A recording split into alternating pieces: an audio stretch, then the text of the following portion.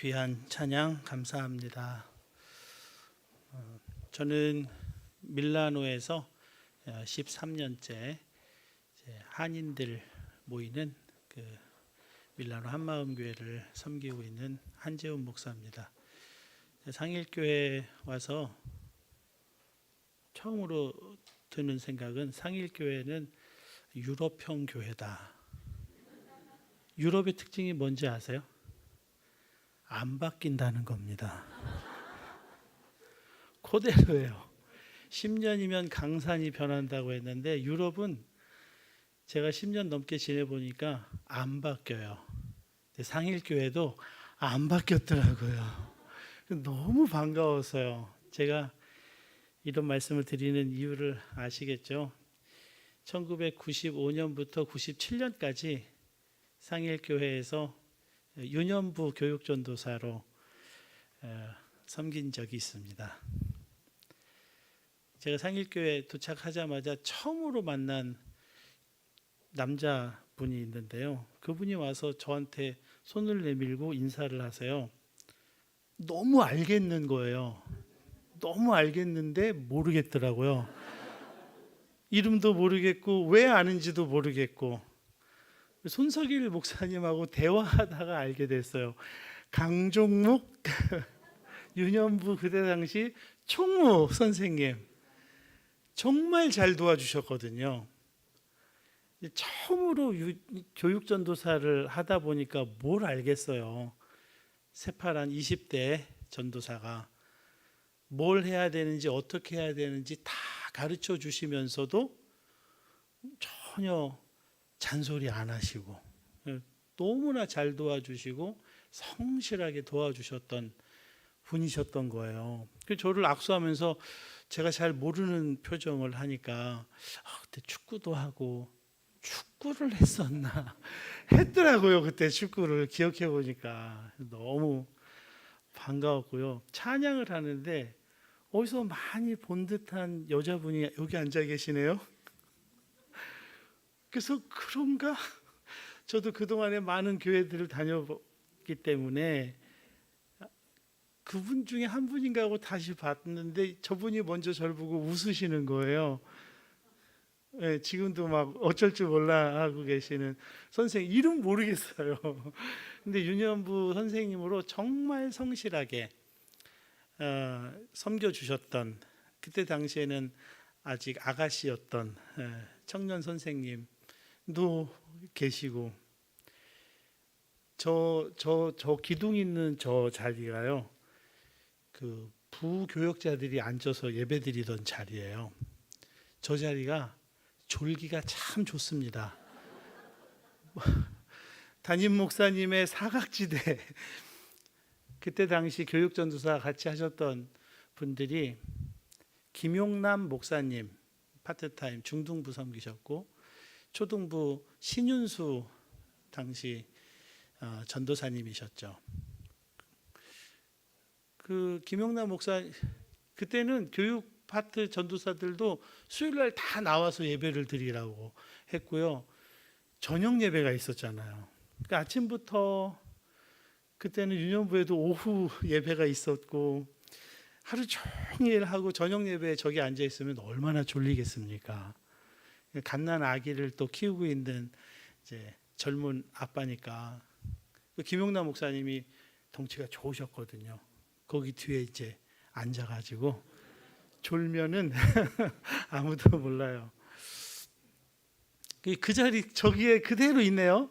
거기 졸기 좋은 자리입니다. 네, 축복합니다. 그때 생각이 너무나 새록새록 나고 송석일 목사님께서 옛날 얘기를 좀 하라고 그래야 이 회중들 분위기가 확 올라간다고 그래서 좀 했습니다. 이렇게 손석일 목사님하고는 높은 뜻 숭의교회 때 같이 부교육자로 함께 사역을 했던 관계고요. 손석일 목사님하고도 거의 20년 넘게 이렇게 떨어져 지내다가 밀라노 있는데 연락을 주셨어요. 여기 요람에 있는 한재훈이 당신 한재훈이니까 하고 확인차 연락을 주셔서 내가 그 한재훈이라고 마침 여기 올 일이 있어서 온다고 했더니 그러면 한번 와서 말씀도 좀 전하고 교인들도 만나고 그러면 좋겠다 초대해 주셨습니다. 그래서 초대해 주신 목사님, 사라 여전도회 회원 여러분 감사드립니다. 작년에 한국에 안식월을 왔었어요. 그때 4컷짜리 카툰 만화 그림을 봤는데요. 한 나뭇가지에 참새 2마리가 앉아서 논에 꽂혀 있는 2팔 벌린 허수아비를 보고 있는 거예요. 한 마리가 야 저게 사람이냐 허수아비냐 그랬더니 옆에 있던 참새가 저건 사람이지 당연히. 야 저게 사람인지 허수아비인지 네가 어떻게 알아? 야 모든 사람은 다 휴대폰 보고 있어. 진짜 제가 전철을 타나 버스를 타나 심지어는 걸을 때도 이 버스 이거를 보면서 걷더라고요.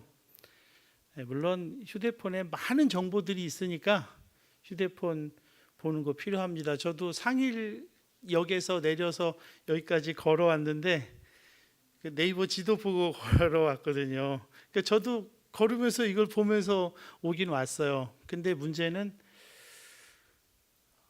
너무 많이 핸드폰만 들여다보고 있다는 거고 시간을 때우는 용으로 핸드폰을 많이 사용한다는 겁니다.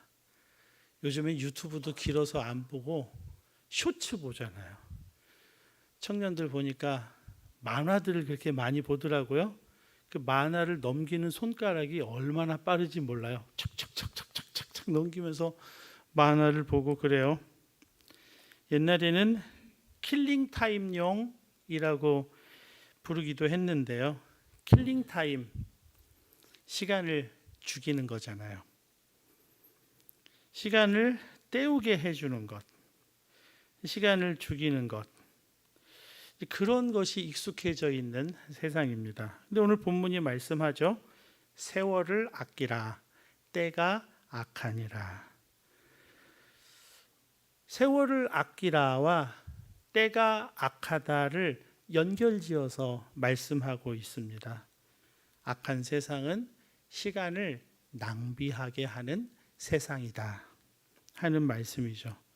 시간 낭비는 인생 낭비이고 인생을 창조하신 하나님의 목적을 반하게 만드는 그런 것이 시간 낭비이니까요. 그래서 오늘 말씀이 권면합니다. 그런즉 너희가 어떻게 행할지를 자세히 주의하여 지혜 없는 자같이 하지 말고 오직 지혜 있는 자같이 하여 세월을 아끼라.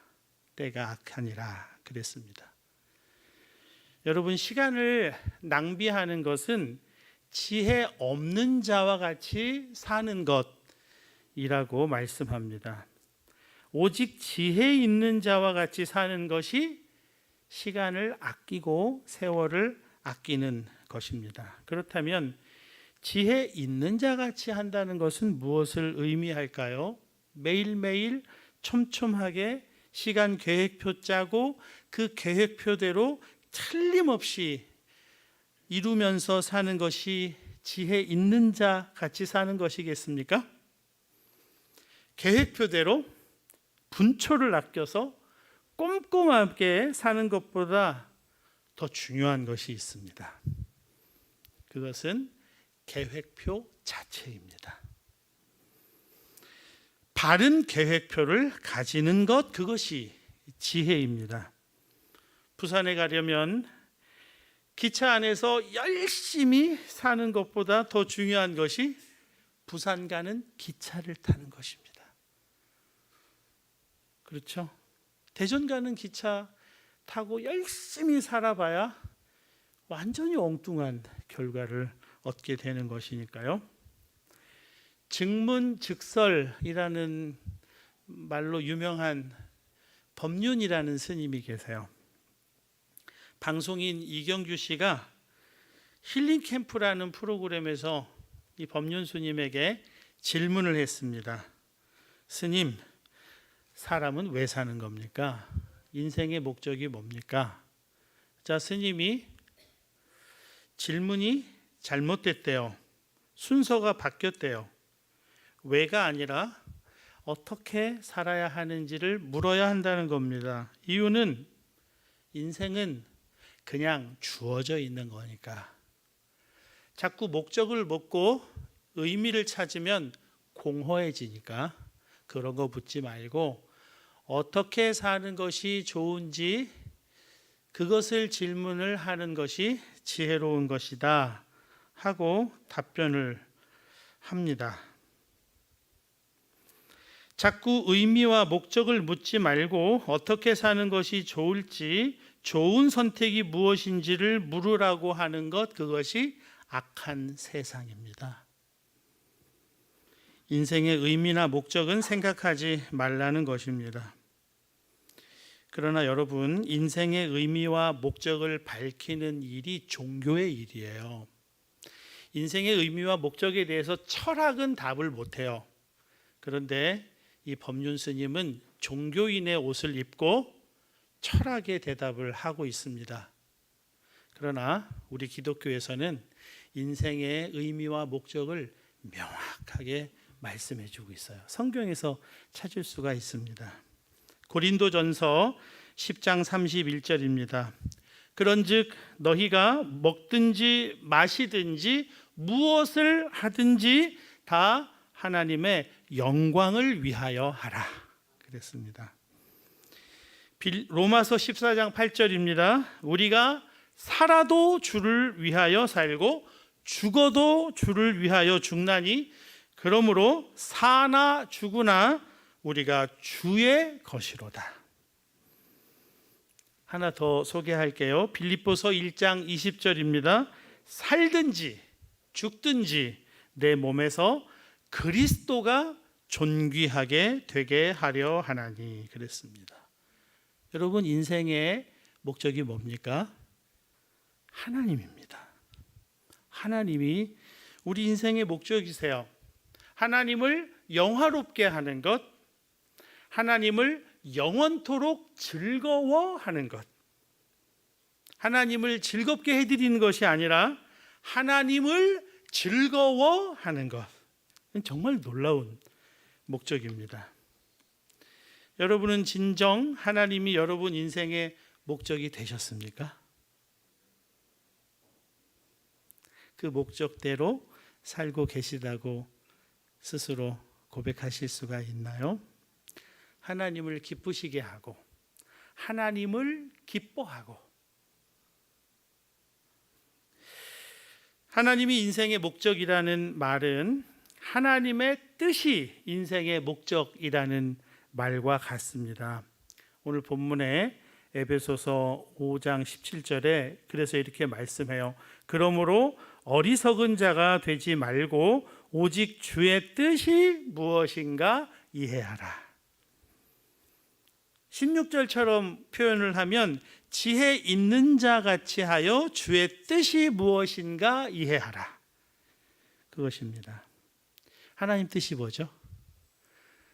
제가 많은 청년들을 만나봤는데 맨날 하나님 뜻이 뭔지 모르겠대요. 이 남자인지 저 남자인지 모르겠대요. 이 회사인지 저 회사인지 모르겠대요. 하나님의 뜻을 좀 알면 좋겠대요. 여러분, 하나님의 뜻은 분명합니다. 애매하지 않아요. 사람이 애매하니까 그렇죠. 하나님의 뜻은 여러분 십계명 아세요? 십계명이 하나님 뜻이에요. 제1계명이 뭐죠? 나 외에 다른 신을 내게 있게 말지니라. 두 번째 계명, 나를 비겨서 우상을 만들지 말라. 세 번째 계명, 여호와의 이름을 망령되이 일컫지 말라. 네 번째 계명, 안식일을 기억하여 거룩히 지키라. 여러분처럼. 다섯 번째 계명, 제가 우리 상일교회 유년부에서 성경 퀴즈 대회를 했어요. 오후 예배 시간에. 그래서 10계명 중에서 5번째 계명은, 그러니까 우리 어린이들이 뭐야 막 그러고 옆에다 애가 귓속말로 이렇게 얘기를 해주는 것 같아요. 내 부모를 공경하라. 걔가 누군지 모르겠어요. 동화인지 누군지 모르겠어요. 손을 딱 들어요. 그래서 해봐. 내 부모를 공격하라.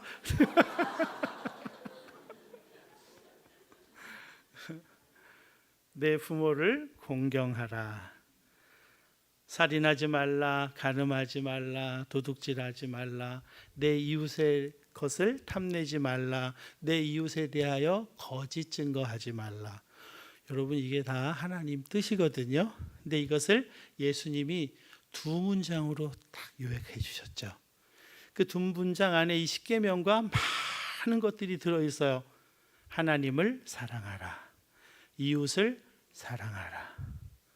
이게 하나님 뜻이에요. 이것이 인생의 목적입니다. 여러분, 목적 달성하면 어떻게 돼요? 너무 기쁘죠. 너무 행복하죠. 목적 달성하면. 하나님 사랑하고 이웃 사랑하는 것이 목적 달성하는 삶이고 행복한 삶인 거예요.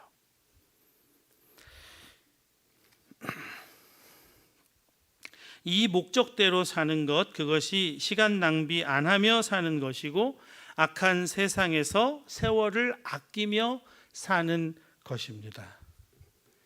여러분, 하나님을 사랑한다는 것은 하나님만 사랑한다는 것입니다. 하나님 아니고 다른 것도 하나님처럼 사랑한다는 것을 성경에서 뭐라고 하죠? 우상숭배라고 합니다. 우상숭배는요, 우상만 섬기지 않습니다.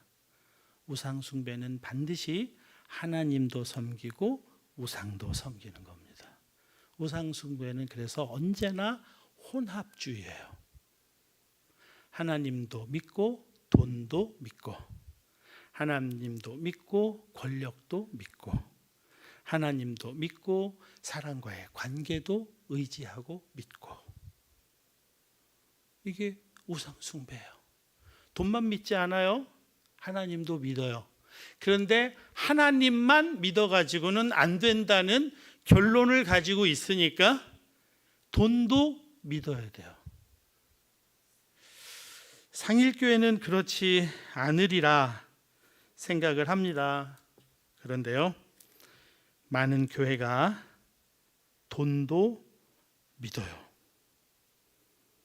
돈이 있어야 교회 일도 할 수 있다고 생각해요. 돈이 있어야 좋은 장로님, 좋은 권사님 될 수 있다고 생각해요. 하나님이 얼마나 가슴을 치실까요? 그게 우상숭배라는 건 까맣게 모르고 돈도 믿고 하나님도 믿는 그런 이중적인 혼합주의적인 신앙생활을 해가고 있어요. 그래서요, 우상숭배하는 사람은 걱정이 많아요. 염려가 많아요. 우상숭배가 본질적으로 자아숭배이기 때문에 그렇습니다. 이사야 44장 15절에서 17절에 우상숭배가 뭔지를 너무 재미있게 말씀해 주고 있어요. 이 나무는 사람이 땔감으로 삼는 것이거늘 그가 그것을 가지고 자기 몸을 덮게도 하고 불을 피워 떡을 굽기도 하고 신상을 만들어 경배하며 우상을 만들고 그 앞에 엎드리기도 하는구나. 나무로 떡도 굽고 남방도 하고, 근데 그 나무로 신상을 만들어서 거기서 엎드리기도 한대요. 그러면서 이렇게 말씀합니다. 그것에게 경배하며 그것에게 기도하여 이르기를 너는 나의 신이니 나를 구원하라 하는도다. 너는 나의 신이니, 자기가 나무로 만들었어요, 신상을. 그리고 너 나의 신이니까 나를 구원해, 그런다는 거예요. 내가 원하는 대로 하고 싶고 우상의 힘을 빌리는 하고 싶어서 우상의 힘을 빌리는 것이고, 숭배하는 척하지만 사실은 내가 명령하고 있는 거예요. 너 나 도와야 돼. 우상에게 그렇게 한다는 겁니다. 내가 주인 되겠다 하는 것, 그것이 우상 숭배의 본질이에요. 내가 하고 싶은 대로 하겠다. 내가 원하는 것을 하겠다. 그래서 여러분, 자칫 잘못하면 하나님을 우상 숭배하는 식으로 하나님을 믿는 사람도 있을 수 있어요. 하나님, 내가 원하는 거 해주셔야죠.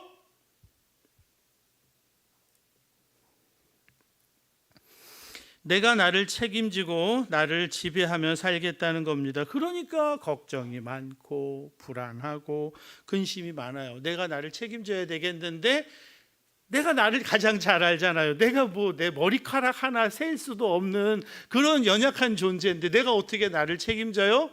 책임을 져야 되겠는데 책임질 능력은 없으니까 불안하고 염려가 많고 걱정이 많은 삶을 사는 겁니다. 근데요, 사실 저도 이런 설교를 할 자격은 없어요. 밀라노에서 13년째 목회하면서 2번 목회를 그만두려고 했어요. 해외 한인 목회 어렵다는 얘기 들어보셨어요? 한국 목회도 만만치 않은 것 같더라고요. 한 3년쯤 되던 어느 날 아내와 밀라노에서 한 40분쯤 떨어진 베르가모라는 아주 아름다운 중세 도시, 그 아름다운 야경이 있는 그 도시로 가서 이렇게 거닐면서 저희 아내에게 말했습니다. 여보, 나 목회 그만둘래. 한마음교회를 그만두는 게 아니라 난 목회를 그만둘게. 난 목회를 할 능력이 안 되는 것 같아. 그랬더니 저희 아내가 그러더라고요. 뭘 한 게 있어야 그만두지.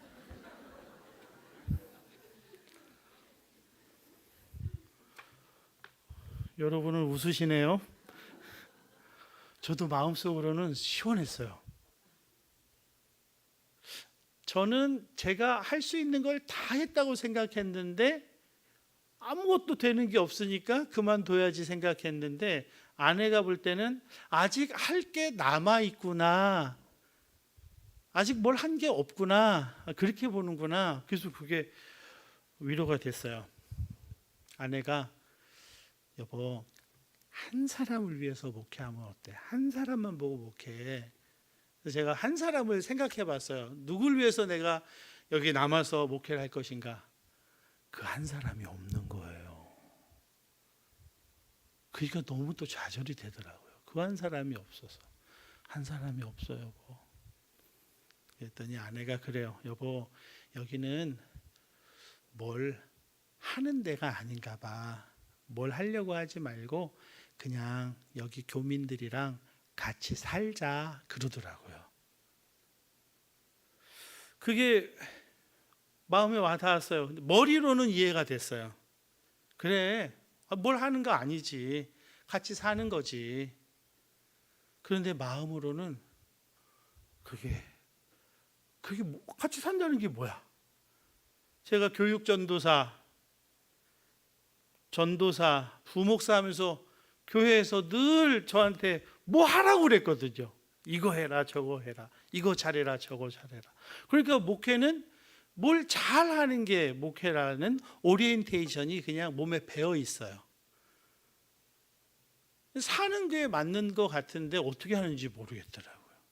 그래도 그래, 한번 살아보자. 그렇게 이제 마음을 먹었어요. 그렇게 마음 먹고 하면 잘할 수 있겠죠? 근데 결심을 해도 위기는 또 와요. 그래서 또 어느 날 이제는 아내는 안 먹히니까 애들 다 불러 모았어요. 저희 딸, 아들 다. 그래서 아빠가 목회 그만둘게. 목회 그만둬야 되겠어. 그랬더니 저희 딸이 그럼 뭐 하려고? 그래서 우리 누나가 분당에서 저기 식당을 했거든요. 그 식당에서 아빠가 서빙하지, 목회하듯이 서빙하면 얼마나 잘하겠냐. 진상 손님, 아유 우리 교인보다 나을 걸, 뭐 이러면서 저희 딸이 듣더니 아빠가 힘든 거 이해한대요. 교인들이 아빠 힘들게 하는 거 알겠대요. 근데 아빠 그냥 하던 거 해, 그러더라고요. 아빠 지금 서빙 못해. 아빠가 우리 몸 먹여 살릴까 봐 이런 얘기 하는 거 아닌데 그냥 하던 거 해, 그러더라고요. 그래서 지금까지 하던 거 하고 있어요. 제가 하려고 하니까, 제가 잘하려고 하니까, 제가 사람들에게 인정받아야 되고 사람들에게 어필해야 되고 사랑받으려면 뭘 잘해야 사랑받는다고 잘못 생각하고 있으니까, 내가 하려고 하니까 이 걱정이 많고 염려가 많고 낙심이 많고 좌절이 많고 그런 삶을 살고 있는 거죠. 교만한 이 자아가 십자가에서 죽는 것밖에는 없는 건데, 여러분 하나님께서 아들을 주셨습니다. 그 아들의 생명으로 살아가라고 십자가에서 그 아들의 생명을 우리 모두에게 주셨거든요. 그 생명으로 살아가라는 거예요. 그런데 내 자아로 살아가려면 그 생명이 역사를 못 하세요. 그러니까 내 자아가 함께 십자가에 못 박혀 처리가 된 것, 그리고 그분께서 부활하신 예수님의 생명으로 내 안에 와 계시다는 것을 믿고 살아가야 하는데 그걸 못 믿는 거예요. 그러니까 이게 여러분 복음이잖아요. 십자가 복음이 이거 아닙니까? 내가 십자가에서 예수님과 함께 못 박혔나니 그런즉 이제는 내가 사는 것이 아니요 오직 내 안에 그리스도께서 사시는 것이라. 이게 십자가 복음 아닙니까? 그런데 이 복음을 못 믿는 거예요. 이 복음이 실제가 됐는데, 현실이 됐는데 그걸 못 믿고 살아가요. 여전히 내 자아를 붙들고 살아가니까 염려가 많고 걱정이 많고 근심이 많아요. 내가 나를 죽여라, 성질 죽여라, 그게 아니라 이미 십자가에서 그 일이 이루어진 것을 믿으라, 그겁니다. 그러면 하나님만 사랑하면서 살아가는 것이 돼요. 하나님만 계셔도 충분하다, 그게 되는 거예요. 그게 복음입니다. 하나님의 뜻은 분명합니다. 하나님 사랑, 이웃 사랑, 이웃을 사랑하는 것입니다. 원수까지 사랑하라고 하셨잖아요. 그래서 여러분 원수 사랑하라 그러면 아멘 할렐루야 이렇게 되시나요? 이렇게 부담스러운 계명을 또 예수님 이렇게 계명을 다 폐지하러 왔다고 하셔놓고 그 계명보다 배나 어려운 계명을 원수를 사랑하라고요? 근데 여러분 원수를 사랑하라 할 때 원수 love your enemy, 이 love는요 like가 아닙니다. 우리가 원수 사랑이 힘든 거는 원수를 좋아해야 된다는 생각을 하기 때문이에요. 원수에 대해서 좋은 감정, 그런 것을 가져야 된다는 생각을 하기 때문이에요. 그게 아닙니다. 원수 사랑의 첫걸음은 그 원수를 저주하고 그 원수를 잘못되기를 막 바라고 그러지 말고 그 원수지만 그도 잘 되기를 바라는 마음으로 기도하는 거, 그게 원수 사랑의 첫걸음입니다. 이걸 하다 보면 좋은 감정이 생길 수도 있고 안 생길 수도 있어요.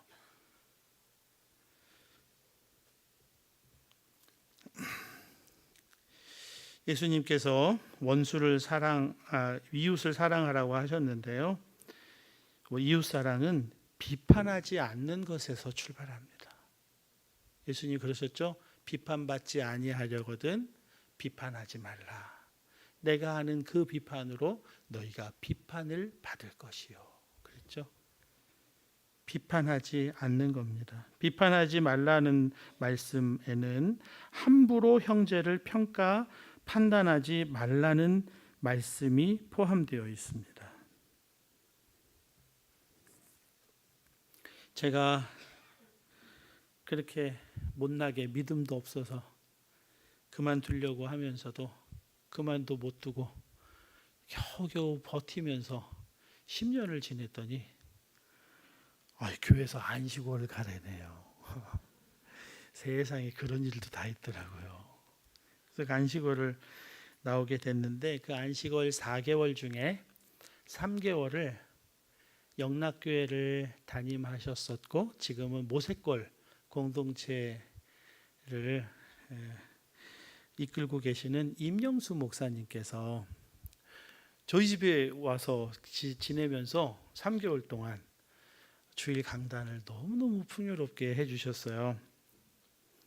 그 안식월 마치기 일주일 전에 임 목사님 부부와 이태리 오면은 유네스코 그 문화유산에 등재되어 있는 너무 멋있는 곳이 있어요. 알프스 한 10개를 모아놓은 것 같은 그런 아름다운 산악지대가 있거든요. 돌로미티라고 해요. 거기를 3박 4일 같이 여행을 했습니다. 정말 꿈만 같은 시간이었습니다. 여행을 마치고 저녁에 밀라노에서 저녁 약속이 있어서 이제 돌아오는 길이었는데 저녁 약속 시간을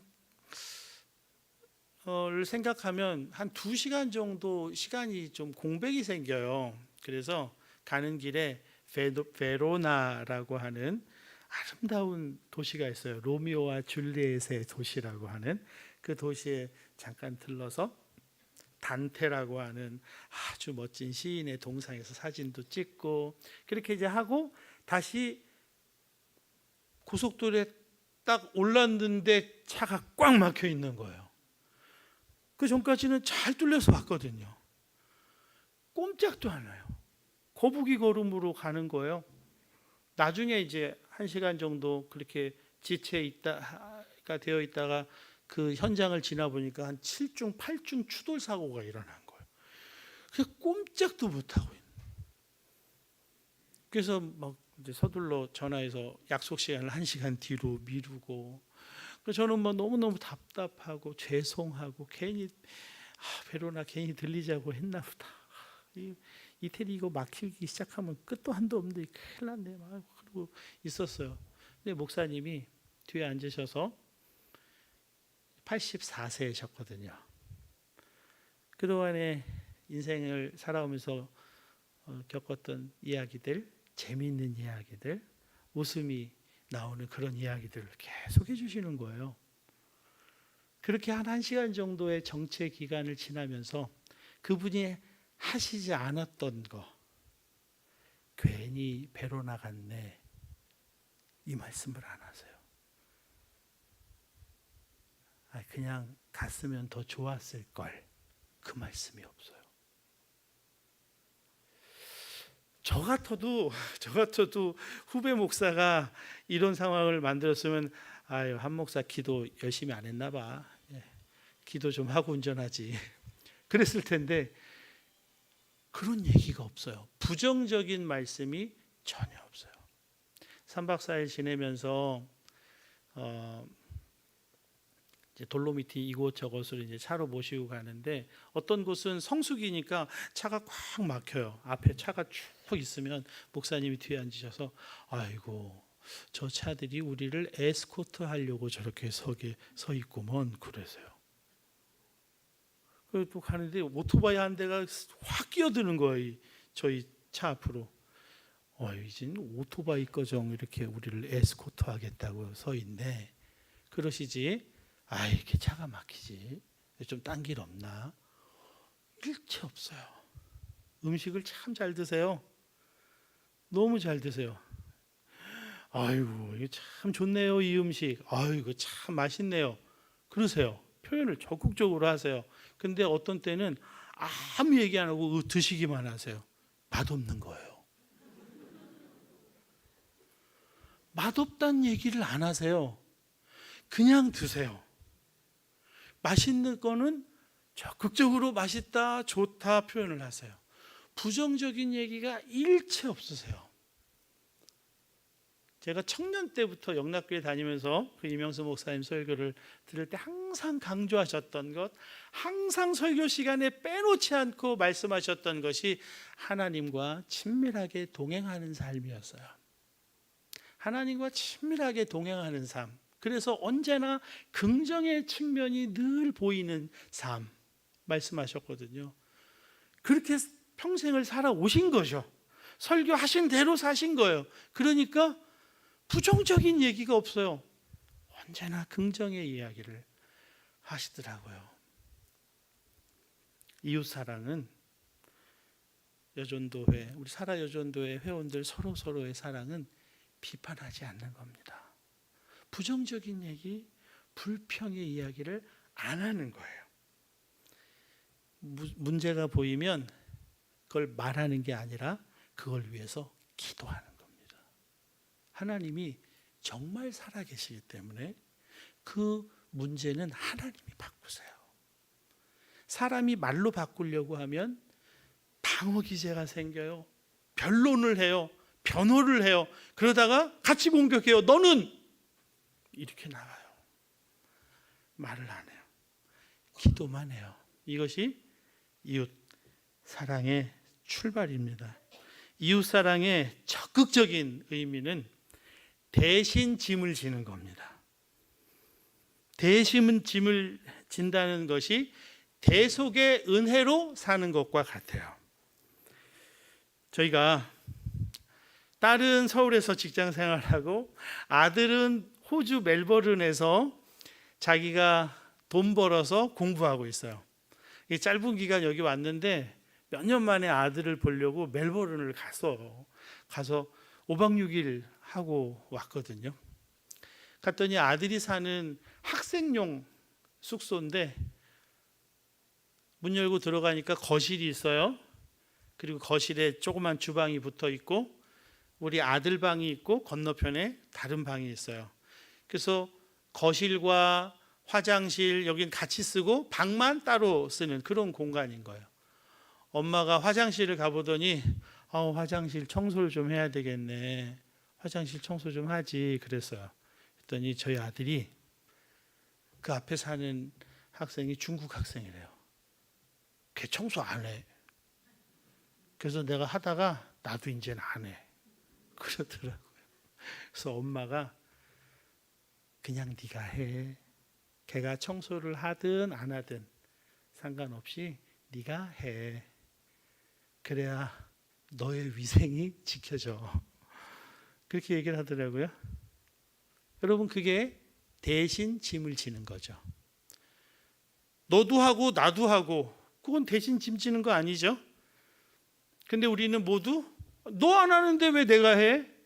너도 해. 나도 할 테니까. 그건 대신 짐 지는 거 아닙니다. 합리적인 거긴 하죠. 근데 우리 그리스도인은 대신 짐을 지는 사람이에요. 네가 안 해도 내가 할게. 그게 대신 짐을 지는 삶이에요. 여러분 대속이라는 게 뭡니까? 대신 값을 치르는 거예요. 예수님께서 십자가에서 죽으실 이유가 없어요. 죄가 없으시니까.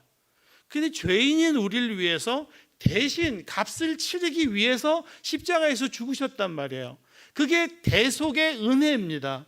그 대속의 은혜를 정말 알고 그 대속의 은혜로 사는 사람은 우리 같은 교회 공동체 안에 있는 다른 사람의 짐을 대신 지는 거예요. 물론 계획표 세우고 자 이번 주 식당 봉사는 어느 구역이고 이번 주에는 어느 여전도에서 뭐 하고 이런 계획 세우는 거 필요하죠. 그런데 너 안 하니까 나도 안 해. 그거는 교회 공동체가 아니에요. 그냥 일반 세상의 공동체죠. 교회 공동체는 안 해도 내가 하는 거예요. 대신 짐을 지는 겁니다. 그것이 이웃 사랑의 적극적인 모습입니다. 여러분, 이것이 우리 본성으로 되는 일일까요? 우리 본성으로 되는 일이 아닙니다. 예수님의 생명이 내 안에 충만하게 계실 때 예수님의 생명으로 할 수 있는 일이에요. 그래서 오늘 본문이 그렇게 마무리를 하고 있는 겁니다. 오직 성령으로 충만함을 받으라. 이 일을 하기 위해서 하나님을 목적으로 삼아서 하나님의 뜻을 목적으로 삼아서 사는 이 삶은 우리의 본성으로 안 되고 성령으로, 성령의 충만함으로만 가능하니까 성령의 충만함을 받으라. 그렇게 말씀하고 있어요. 성령님께서 오셨습니다. 성령님께서 오셔서 하시는 일 중에 가장 중요한 일이 무엇일까요? 예수님 말씀하셨어요. 요한복음 14장 26절에 보혜사, 곧 아버지께서 내 이름으로 보내실 성령, 그가 너희에게 모든 것을 가르치고 내가 너희에게 말한 모든 것을 생각나게 하시리라. 그분이 내 안에 오시면 이렇게 살아야 대신 짐 져야지. 비판하지 말고 입을 다물고 기도만 해줘야지. 하나님만 믿어도 되지. 하나님 한 분으로 충분한 거 맞지. 생각나게 해주시고 가르쳐 주세요. 그분이 내 안에서 생각하게 해주세요. 여러분, 사탄이 여러분을 공격할 때 여러분의 무엇을 가장 많이, 가장 흔하게, 가장 일상적으로 여러분의 무엇을 공격합니까? 여러분의 생각을 공격하거든요. 부정적인 생각, 불만이 가득한 생각, 원망하는 생각, 비판적인 생각으로 내 생각을 가득하게 해요. 그래서 그런 생각을 하는 사람이 행복해요. 막 속이 막 불불 끓고 인생이 재미가 없고 막 그렇잖아요. 그게 사탄이 공격하는 거예요. 안 좋은 생각 계속하게. 그때 성령을 구하시는 거예요. 여러분, 성령 충만 어떻게 받아요? 단순합니다. 구하라, 찾으라, 두드리라. 구하는 자마다 받을 것이요 찾는 이는 찾아낼 것이요 두드리는 이에게 열릴 것이니라. 구하는 이에게 성령을 주시리라.